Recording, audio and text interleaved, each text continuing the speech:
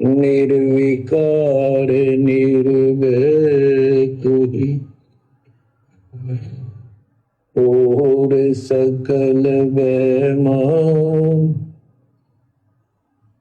यदि साधु और सकल वैमान, सब पर तेरी साहिबी, सब पर तेरी साहिबी, तुझ पर साहिब नो। निर्विकार निर्भय, निर्विकार निर्भय तू ही और शकल भयमान, सब पर तेरी साहिबी, तुझ पर साहिब नाए। किसके विषय में कहा जा रहा है? कबीर परमात्मा जी के विषय में। कौन कबीर परमात्मा? जो वर्तमान में आप और हमारे पूज्य गुरुदेव भगवान के नाम से धरती पर प्रकट हैं कि आपके सिवा इस सृष्टि में, 21 ब्रह्मांड में कोई भी निर्विकार नहीं है, कोई भी भय रहित नहीं है, सब डर में जी रहे हैं। निर्विकार निर्भय तू ही और शकल भयमान, और सब पर तेरी साहिबी, तुझ पर साहिब नाए। हे परमात्मा, इस सारी सृष्टि में आपके अलावा कोई भी साहिब नहीं है, समर्थ नहीं है, सब आपके थल्ले थल्ले हैं। उसके बावजूद भाई और बहनों, परमात्मा कैसी अजब गजब लीला करके आप और हमें दिखा रहे हैं। इस 21 ब्रह्मांड के स्वामी ज्योति निरंजन काल के विषय में हमें बता रहे हैं कि बच्चों, विचार करो, तुम्हें लेने के लिए कौन आया है? समर्थ का काम उसी को साजे, और करे तो मूर्ख बाजे। इस काल के लोक से अपनी आत्माओं को समर्थ सतगुरु के अलावा दूसरा कोई नहीं निकाल सकता। आत्मा आत्मा को काल के जाल से नहीं निकाल सकती। आत्मा दूसरी आत्मा का मोक्ष नहीं कर सकती। और गुरुदेव भगवान हमें दिखा रहे हैं कि देखो, तुम्हारा समर्थ सतगुरु कबीर साहिब खुद आज धरती पर प्रकट है, और इस काल ने उसको भी नहीं बख्शा। हालांकि काल का यहां पर कोई रोल नहीं है, सतगुरु के सामने काल की कोई औकात नहीं है, लेकिन आप और हमें समझाने के लिए कि ये काल, ये कितना बली है, ये कितना दरिंदा है, ये कितना भयानक है। तुम्हारे सतगुरु को भी आज उसने कहां बैठा दिया है।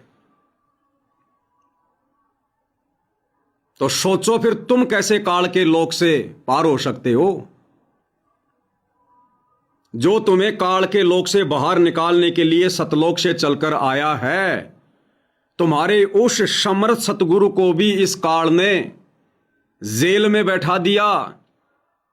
समझने का प्रयास करना भाई और बहनों, समर्थ को कोई जेल में नहीं बैठा सकता, लेकिन समर्थ आप और हम 2 कोटि के जीवों को समझाने के लिए इस प्रकार की लीला करते हैं। हम इस गंदे लोक के विषय में समझाने का प्रयास करते हैं कि सोचो, सतलोक जाना कोई खाला का घर नहीं है, कोई आसान काम नहीं है।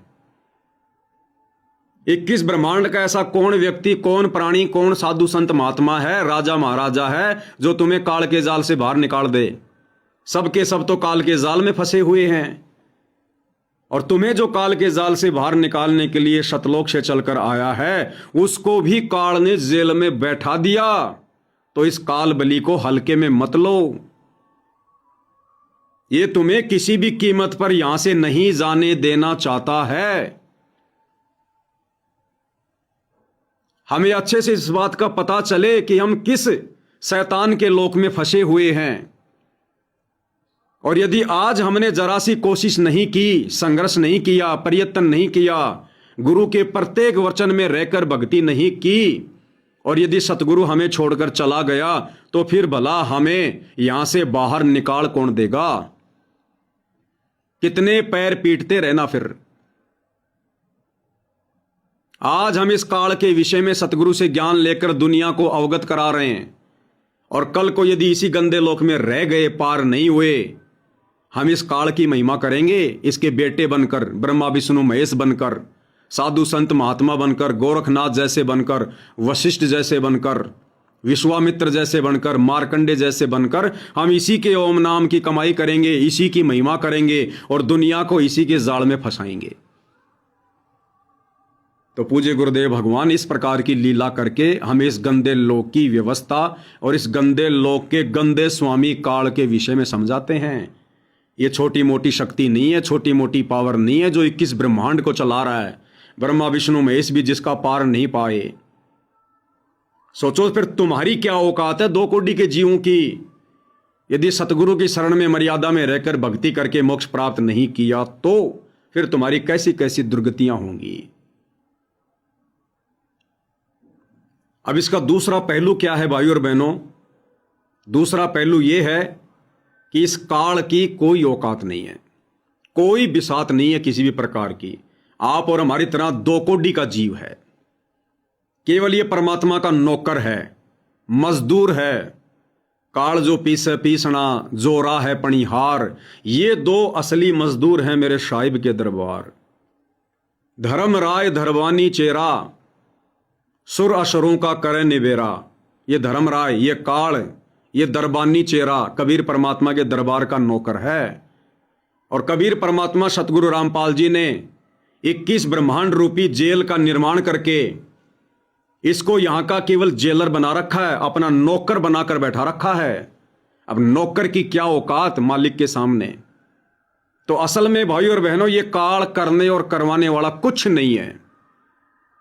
ये तो क्या है, गुरुदेव भगवान हमें अध्यात्म को समझाने के लिए शास्त्रों के अनुसार जो परमात्मा ने एक चैन बना रखी है, उस आधार से हमको समझाने के लिए परमात्मा इसको इतना महत्व दे रहे हैं कि ये इतना महान है, इतना बलवान है। और दूसरे पहलू में जब हम विचार करेंगे तत्व ज्ञान का निष्कर्ष निकालकर तत्व भेद आधार से कि तत्व भेद एक न्यारा रे साधु भाई, तत्व भेद एक न्यारा, समझेगा कोई गुरुमुख प्यारा। तो तत्व भेद ये कहता है कि जो भी कुछ करने और करवाने वाला है सृष्टि में, केवल एक कबीर परमात्मा सतगुरु रामपाल जी हैं। ये सारे खेल हमने किए, हमसे मिले सो निश्चय जिए। ये सारे खेल हमने किए। गुरुदेव कहते हैं कि ये काल भी मैंने बनाया, 21 ब्रह्मांड भी मैंने बनाए, अक्षर पुरुष भी मैंने बनाया, उसके 7 संग ब्रह्मांड भी मैंने बनाए। सारे खेल हमने किए और हमसे मिले सो निश्चय जिए। हमसे मिलने का मतलब गुरुदेव कह रहे हैं, जब तुम मेरे से मिल लोगे, जब मैं गुरु रूप में धरती पर आऊंगा और जब तुम मेरे से मिल लोगे, मिलने का मतलब है जब तुम मेरी शरण में आ जाओगे और मर्यादा में रह के भक्ति करोगे, तो हमसे मिले सो निश्चय जिए। फिर वो कभी नहीं मरेगा, फिर वो सदा सदा के लिए सतलोक में जिएगा, अमर हो जाएगा। फिर वो जन्म मरण में नहीं आएगा। तो दूसरा पहलू यह कहता है भाइयों और बहनों, काल केवल कबीर परमात्मा का नौकर है, चेला है, 21 ब्रह्मांड रूपी जेल का जेलर है। बाकी ये जितने भी सुख और दुख, ये लाभ हानि, ये कष्ट, ये सब कुछ कबीर परमात्मा की देख रेख में हो रहा है। अभी हमने जो एप्स्टीन फाइल का जिक्र किया था, जिसमें जेफरी एप्स्टीन नाम का वो अमेरिका का बिजनेसमैन जो अलग से एक आयरलैंड बसाकर कैसी दरिंदगी कर रहा था, वो दरिंदगी इस कबीर भगवान की देख रेख में कर रहा है, इस कबीर भगवान की देख रेख में। क्यों? क्योंकि असंख्य मनुष्य जन्म भोगते भोगते उसके कर्म कुछ इस प्रकार के बन गए, उसका प्रारब्ध कबीर परमात्मा ने कुछ इस प्रकार का बनाया, आगे उसको और यातना देने के लिए उसको वो कर्म उस मनुष्य जन्म में करने पड़े। और वो छोटे छोटे बच्चे जो उस दरिंदगी का शिकार हो रहे थे, डर रहे थे, सहम रहे थे, रो रहे थे, कष्ट भोग रहे थे, वो सजा भी कबीर परमात्मा ही उनको दे रहा था, उनके प्रारब्ध के अनुसार। क्योंकि प्रारब्ध कौन बनाता है? कबीर परमात्मा। मासा घटे ना तिल बदे, विधाता लिखे जो लेख, साचा सतगुरु मेट कर ऊपर मार दे मेख। अब ऐसा क्यों? कारण एक ही है भाई और बहनों, आप और हमने जो सतलोक में गलती की थी, कौन सी गलती? अपने कबीर परमात्मा का हमने वचन ठुकराया, अपने कबीर परमेश्वर सतगुरु रामपाल जी का हमने वचन ठुकराया। वे बार बार हमें आगाह कर रहे थे जब ये काल वहां पर तपस्या कर रहा था, हम इसके ऊपर आसक्त हो रहे थे और गुरुदेव हमें बार बार आकाशवाणी के माध्यम से सजग कर रहे थे कि बच्चों मत देखो इस नादान की नादानी, तुम्हें किस बात की कमी है, इसको करने दो जो कर रहा है। लेकिन हम नहीं माने, हमने अपने गुरु के वचन को ठुकरा दिया, अनदेखा कर दिया और छोटी सी गलती की आज हम कितनी बड़ी सजा भोग रहे हैं। ये 21 ब्रह्मांड एक जेल है, जेल। और इस जेल में जहां भी कोई भी कैसी भी यातना कष्ट भोग रहा है, चाहे पशु योनि में, चाहे पक्षी योनि में, चाहे मनुष्य योनि में, चाहे देव योनि में, चाहे गंधर्व योनि में, चाहे यक्ष योनि में, चाहे किन्नर योनि में, हम उस सतलोक वाली गलती की सजा भोग रहे हैं। तो चाहे जेफरी एप्स्टीन जैसा जन्म हो या चाहे उन बच्चों जैसा जन्म हो, हम सब के सब प्राणी सतलोक से आए हुए हैं, ये तो हमें पता चल ही गया। और यहां इस 21 ब्रह्मांड में जेल में जो भी जैसी भी यातना भोग रहा है, कष्ट भोग रहा है, हम सजा भोग रहे हैं, सजा। और सजा हमें दे कौन रहा है? कबीर परमात्मा सतगुरु रामपाल जी। अरे रावण का जन्म किसके आशीर्वाद से हुआ? वो मनुष्य जन्म किसके आशीर्वाद से मिलता है? कबीर परमात्मा के आशीर्वाद से। तो रावण को मनुष्य जन्म किसके आशीर्वाद से मिला? कबीर परमात्मा जी के आशीर्वाद से। और रावण का फिर आकर बक्कल किसने उतारा? उसी कबीर परमात्मा ने, सूक्ष्म रूप में छाती में तीर मार के। तो जन्म देने वाला कौन? भगवान। और मारने वाला कौन? वो ही भगवान। काल का इसमें क्या रोल? कुछ नहीं। द्वापर में कंस को जन्म देने वाला कौन? मनुष्य जन्म देने वाला कौन? कबीर भगवान। और श्री कृष्ण जी के रूप में उसका श्रृंगार करने वाला, उसको कुत्ते की मौत मारने वाला कौन? यही कबीर भगवान। हिरण्यकश्यप को मनुष्य जन्म देने वाला कौन? कबीर भगवान। और अंत में फिर छाती फाड़ के कुत्ते वाली मौत मारने वाला कौन? कबीर भगवान। सारे काम यहां पर कबीर परमात्मा कर रहा है, सतगुरु रामपाल जी कर रहे हैं। काल का कोई रोल नहीं है किसी प्रकार का। काल तो खुद अपनी गलती की सजा भोग रहा है। मानव शरीरधारी आत्माओं के अंदर सूक्ष्म वासना को खाकर, वो काल रूप शरीर धारण करके, ये काल तो खुद अपना कर्म भोग रहा है जो गलती इसने सतलोक में की थी। हम इसके साथ आए ना, और ये हमारे साथ आया। सभी गलती करने वाली आत्माओं को परमात्मा ने एक साथ ही तो सतलोक से बाहर निकाला। तो गलती काल ने भी की वहां पर तपस्या करके, मालिक के विधान को तोड़ के, और गलती हमने भी की परमात्मा के वचन को अनदेखा करके। हम सब यहां पर परमात्मा के कैदी हैं, हम सब यहां पर परमात्मा के मुजरिम हैं। तो एक सामान्य व्यक्ति से लेकर 21 ब्रह्मांड का स्वामी काल, हम सब यहां पर सजा भोग रहे हैं, सजा। और सजा देने वाला कबीर परमात्मा है। केवल इसको परमात्मा ने निमित्त बना रखा है, इसके ऊपर डाल देता है परमात्मा, ताकि जब ये भक्ति युग आए तो परमात्मा हमें काल से भिन्न करके, परमात्मा की परिभाषा समझा के हमारे को भक्ति मार्ग समझा सके। इसलिए परमात्मा ने अपने आप को काल से अलग रखा है, एक काल और एक दयाल। जबकि काल को भी सजा देने वाला दयाल ही है।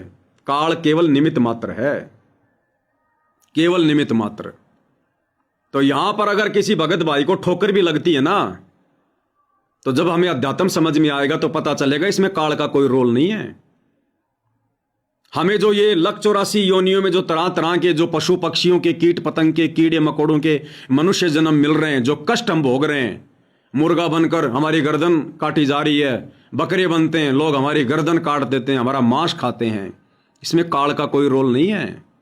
काल तो खुद दुखी है कि ये नालायक इस परमात्मा के ज्ञान को अच्छे से समझकर यहां से बाहर निकल जाएं और ये 21 ब्रह्मांड खाली हो जाए, तो मैं भी अपने भगवान से अर्ज करूं, अरदास करूं कि हे परमात्मा, अब तो सारी आत्मा सतलोक जा चुकी हैं, परमात्मा मुझ नीच पर भी दया करो। क्योंकि जब तक आप और हम आत्मा यहां हैं तब तक काल का नंबर नहीं आ सकता, इसका तो सबके लास्ट में नंबर आता है।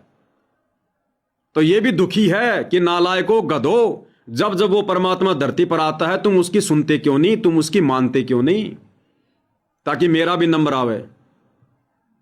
तो यहां पर सब कुछ करने करवाने वाला भाई और बहनों परमात्मा है, ये हमने अध्यात्म से समझना पड़ेगा। और आज वही परमात्मा जो कह रहा है कि सारे खेल हमने किए, हमसे मिले सो निश्चय जिए, आज वही परमात्मा संत रामपाल जी के नाम से धरती पर प्रकट होकर अपनी मर्जी से, अपनी स्वेच्छा से हमारे ऊपर रहमान होकर, दयालु होकर, कृपालु होकर, मेहरबानियों की बौछार करते हुए आज वो परमात्मा हमें इस गंदे लोक से बाहर निकालने के लिए आया है, अपने साथ विमान में बैठाकर सतलोक ले जाने के लिए आया है, हमें इस काल की जेल से बाहर निकालने के लिए खुद वो जेल में जाकर बैठा हुआ है, तरह तरह के अभिनय करके, लीला करके आप और हमें वो जगा रहा है, और फिर भी हम जागने को तैयार नहीं, हम समझने को तैयार नहीं। तो बताओ फिर वो परमात्मा फिर आने वाले जन्मों में हमें जेफरी एप्स्टीन जैसे दरिंदगी भरे जन्म देगा या नहीं देगा? क्योंकि जो आत्माएं इस समय उसकी शरण में आकर पार नहीं हो पाती हैं, गलतियों पे गलतियां करती हैं, अपने गुरु को और भक्ति को हल्के में लेती है, फिर ये परमात्मा उससे बहुत रुष्ट होता है, बहुत नाराज होता है। फिर ये परमात्मा उस आत्मा के इतने कर्म बिगड़वाता है, उसको जेफरी एप्स्टीन जैसा दरिंदा बना देता है। अब सोचो वो कितने कर्म बिगाड़ के गया है। अब कई लाखों वर्ष तो काल उसको नरक से बाहर नहीं निकलने देगा, नरक से। फिर कितने लख 84 में गधे के जीवन भोगेगा, कुत्ते के जीवन भोगेगा, गंदी नाली का कीड़ा बनेगा, फिर उसको मनुष्य जन्म मिलेगा। फिर जब वो 5, 6, 7 वर्ष का होगा बाल रूप में, फिर उसको किडनैप किया जाएगा, फिर इसी प्रकार से उनके साथ में किया जाएगा। इसलिए भाई और बहनों, गुरुदेव भगवान हमारी आत्मा को जगाते हैं, हमें अध्यात्म समझाते हैं कि भैया जाग जाओ, तुम सारी प्रोसीजर पार कर चुके हो, तुम सारे कष्ट इस काल के लोक के भोग चुके हो, तुम सारे जन्म भोग चुके हो, अच्छे से अच्छे, बुरे से बुरे, गरीब से गरीब और धनवान से धनवान, राजा रंक, तुम सारे जन्म भोग चुके हो, और अब तुम बिल्कुल खाली हो चुके हो। एक प्रकार से तुम्हारे ऊपर कोई विशेष कोई कर्म लागू नहीं है। अगर लागू भी है तो परमात्मा वर्तमान में अपनी सिद्धि से, अपनी शक्ति से, अपने आशीर्वाद से उन कर्मों को साफ कर देगा कि अब तुम चलो, तुम इस काल लोक के इस कव्वे से हंस बनने के लिए चलो। और यदि अब हम नहीं जागे, हमने हल्के में ले लिया, मर्यादा तोड़ते रहे, भेड़ चाल में चलते रहे, तो भाई और बहनों फिर हमने दोबारा से एडमिशन लेना पड़ेगा, पूरी प्रोसीजर पार करनी पड़ेगी हमने।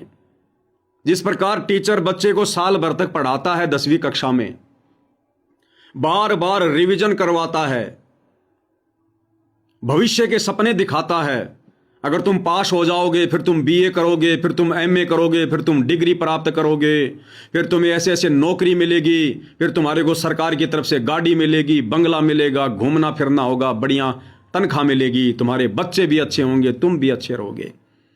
वो टीचर साल भर तक रिवीजन करवाता है, सिलेबस को पढ़ाता है, कभी मीठा बोलता है, कभी कड़वा बोलता है, कभी डंडे से मारता है, कभी प्यार देता है,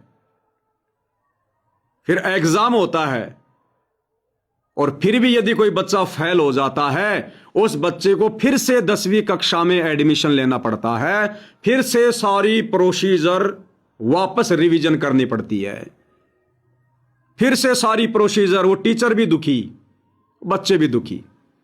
तो इसी प्रकार भाई और बहनों, आप और हमारा ये फाइनल गेम है, फाइनल गेम, अगर बात समझ में आ जाती है तो। वरना फिर से भाई और बहनों पूरी प्रोसीजर पूरी प्रोसीजर, और फिर बहुत लंबा चक्कर हो जाएगा, घना दुख हो जाएगा, घना दुख। इसलिए आप और हमने अब ये गलती नहीं करनी। और देखो इस परमात्मा की रहमत, देखो इसकी रहमत। एक वाणी में क्या कहते हैं परमात्मा, भाई शीश उपाड़े भूमि धरे, ऊपर रखे पांव, कबीर का घर शिखर में, तेरी गरज पड़े तो आओ। क्या कह रहे हैं गुरुदेव भगवान कि शुक्र मना, अपने भाग्य को लाख बार सरा कि आज इतनी आसानी से, इतने सहज तरीके से तुझे वो परम शक्ति मिल गई, वो परम पिता परमात्मा मिल गया, वो शास्त्र अनुकूल शत भक्ति मिल गई, जिसके लिए बड़े बड़े साधु संत महात्मा ऋषियों ने, पीर पैगंबरों ने अपने मनुष्य जन्म गवा दिए, गड़ा दिए, बर्बाद कर दिए, घर छोड़कर जंगलों में जाकर गुफाओं में बैठकर इस परमात्मा की छाया के भी दर्शन नहीं कर पाए, काल ने भी दर्शन नहीं दिए। और आज तुम्हें वो परम ब्रह्म परमात्मा, सारी सृष्टि का मालिक कबीर देव संत रामपाल जी के नाम से तुम्हें साक्षात मिल गया। 24 घंटे तुम्हें दर्शन दे रहा है, तुम्हें शत भक्ति दे दी, अपनी शरण में ले लिया। तुम्हारे ऊपर रहम करने में उस परमात्मा ने कोई कसर नहीं छोड़ी है। अन्यथा इस परमात्मा को प्राप्त करने के लिए, इस परमात्मा की भक्ति प्राप्त करने के लिए, कलयुग की बिचली पीढ़ी में मनुष्य जन्म प्राप्त करने के लिए, इस सतगुरु रामपाल जी भगवान की शरण प्राप्त करने के लिए, कहते हैं शीश उपाड़े भूमि धरे, हे नादान आत्मा, अगर तू अपने हाथ से अपना सिर काटकर नीचे जमीन पर रखकर और अपने शीश पर अपना पैर रखकर अगर तू सतगुरु रामपाल जी को प्रसन्न करना चाहे तो भी ये परमात्मा प्रसन्न नहीं होता। शीश उपाड़े भूमि धरे, ऊपर मच के पाव, कबीर का घर शिखर में, तेरी गरज पड़े तो आओ। परमात्मा कहते हैं मैं ऐसे नहीं मिलता। और आज भाई और बहनों, वो परमात्मा आप और हमारे लिए अपना शीश दे रहा है, दे दिया। दुनिया के सामने बेइज्जत होकर जेल में बैठा है, 2 कोड़ी के प्राणियों से गुंडा भुंडा कहलवा रहा है, देशद्रोह का मुकदमा लगवा रहा है, लोग उसको मर्डर मर्डर कह रहे हैं। आप और हमारे लिए, अपनी आत्माओं के लिए। और इस मौके को यदि फिर भी हम चूक जाएंगे, यानी हमारे लिए परमात्मा बदनाम हो रहा है, बेइज्जत हो रहा है, बेरुसवा हो रहा है। एक ठेला लगाकर मूली बेचने वाले की भी इज्जत है, आज जेल में बैठे सतगुरु रामपाल जी की बिना ज्ञान के दुनिया की नजरों में कोई इज्जत नहीं है। हमारे लिए परमात्मा इस कदर नीचे झुका हुआ है, मिट्टी में मिला हुआ है। और यदि फिर भी हम उनको हल्के में लेंगे और पार नहीं हो पाए, फिर जेफरी एप्स्टीन जैसे जन्म मिलेंगे फिर, और एक नहीं कई कई जन्म मिलेंगे, और इतने कर्म बिगाड़ जाएंगे, इतने कर्म बिगाड़ जाएंगे, फिर 184 की गिनती नहीं होगी, कितनी बार भोगनी पड़ेगी। इसलिए भाई और बहनों, आज आप और हमारा परम सौभाग्य है। इस तेरा मेरी को छोड़ दो, ये राग द्वेष ईर्ष्या छोड़ दो। ये ना तो सतलोक आश्रम वाले भाई बहन सदा रहने वाले, ना हम सात संगति वाले सदा यहां पर रहने वाले, अमर कोई नहीं है। ये 4 दिन का ढमढमा है। इस ज्ञान को आधार बना के अपने आप को मिट्टी समझ के परमात्मा के चरणों में आ जाओ, मिलजुल के एक हो जाओ, नहीं तो बुरी हालत हो जाएगी यहां पर, बुरी हालत है। ये 4 दिन की जवानी है जो बिना ज्ञान की दुनिया फुदक रही है। ये 4 दिन की जवानी तो भेड़ के बच्चे में भी आती है, वो भी फुदकता है, अंत में कसाई के नीचे आता है। तो हम तो सतलोक आश्रमों से जुड़े भाई बहनों से भी हाथ जोड़ के यही प्रार्थना करेंगे और करते आए हैं। भैया कुछ नहीं रखा इस मार पिटाई में, राग द्वेष ईर्ष्या में, मुकदमेबाजी में, जो तुम लोग सात संगति से जुड़े भाई बहनों को दुखी कर रहे हो, परेशान कर रहे हो, भक्ति करने वाली आत्माओं को दुखी कर रहे हो। कर्म बिगड़ रहे हैं बहुत ज्यादा, बहुत भयंकर। परमात्मा तो यहां तक कह रहे हैं, गरीब नमो नमो सतपुरुष को नमस्कार गुरु की नहीं, शुर नर मुनि जन साधुआ संतों सर्वस दी नहीं। जो भक्तिहीन प्राणी है, जिसको मनुष्य जन्म है, उसका भी आदर सत्कार करो। और तुम अपने गुरु भाई बहनों को जो परमात्मा की शरण में हैं, परमात्मा की विशेष आत्मा है, तुम उनको गालियां दे रहे हो, धमकियां दे रहे हो, मुकदमे कर रहे हो, मार पिटाई कर रहे हो। तुम्हारे तो ऑलरेडी इतने कर्म बिगड़ चुके हैं, कि अंत तक यदि तुम सतगुरु रामपाल जी से माफी मांगते रहोगे तो भी क्या पता वो परमात्मा माफ करे या ना करे। तो साध संगति से जुड़े भाई बहनों ने विचार करना होगा इन बातों पर कि आप और हमारे ऊपर पूज्य गुरुदेव भगवान ने कैसी असीम रजा बख्शी है। हमें परमात्मा ने एक नंबर का भगत बना दिया, एक नंबर का। ये कोई अहंकार की बात नहीं है, अहंकार तो साध संगति से जुड़े भाई बहनों के आसपास भी नहीं है। लेकिन ये बातें दूसरों को कैसे समझ में आए, इसलिए आप और हमने उदाहरण देकर समझाना पड़ता है, बताना पड़ता है। कई भाई बहन जो ज्ञानहीन हैं, जगत वाले हैं, कुछ आश्रमों से जुड़े हैं, वो कह देते हैं तुम लोग भक्ति का दिखावा कर रहे हो, आरती की वीडियो बना बना के डाल रहे हो, भोग की वीडियो बना बना के डाल रहे हो, तुम लोग भक्ति का दिखावा कर रहे हो। अरे हमें भक्ति का दिखावा करने की जरूरत नहीं है। हम आप जैसे नादान भाई बहनों को समझाने के लिए कि सतगुरु किस भक्ति से प्रसन्न होगा, कैसे प्रसन्न होगा, कैसे हम सतलोक जाने के योग्य बनेंगे, काबिल बनेंगे, कैसे हमने सतगुरु को परमात्मा मान के उनकी सेवा करनी है, उनकी भक्ति करनी है, बंदगी करनी है। सतगुरु सेवा क्या है, आप नादान भाई बहनों की आंखें खोलने के लिए, आप लोगों को समझाने के लिए, जो आप भाई बहन इन सतलोक आश्रमों से जुड़कर काल के जाल में बंधे पड़े हो, आप लोगों को समझाने के लिए हम लोग इस प्रकार की क्रिया करके वीडियो के माध्यम से समझाते हैं। और हमें कोई शौक नहीं है वीडियो बनाने का। ये थूक बिलोने से हमें कोई पेंशन थोड़ी मिल रही है। केवल हमारी जो जिम्मेदारी है वर्तमान में गुरुदेव की गैर हाजिरी में अपने छोटे भाई बहनों को समझाने की, क्योंकि ज्ञान आधार से तुम सतलोक आश्रम से जुड़े भाई बहन, गुरुदेव का कलयुगी परिवार, उनके बेटा बेटी, भाई बंधु रिश्तेदार, ये कोऑर्डिनेटर, ये ज्ञान आधार से हम सत्सेवक भाई बहनों के छोटे भाई बहन हैं। उम्र में भले तुम 60 साल के हो, 70 साल के हो, लेकिन ज्ञान आधार से आप हम सत्सेवकों से बहुत छोटे हो। आप हम सत्सेवकों के छोटे भाई बहन हो, भ्रमित हो, भटके हुए हो। तो आप लोगों को समझाने के लिए हमारा ये प्रयत्न है। और हमें कोई मजा नहीं आता, हमें कोई पेंशन थोड़ी मिल रही है।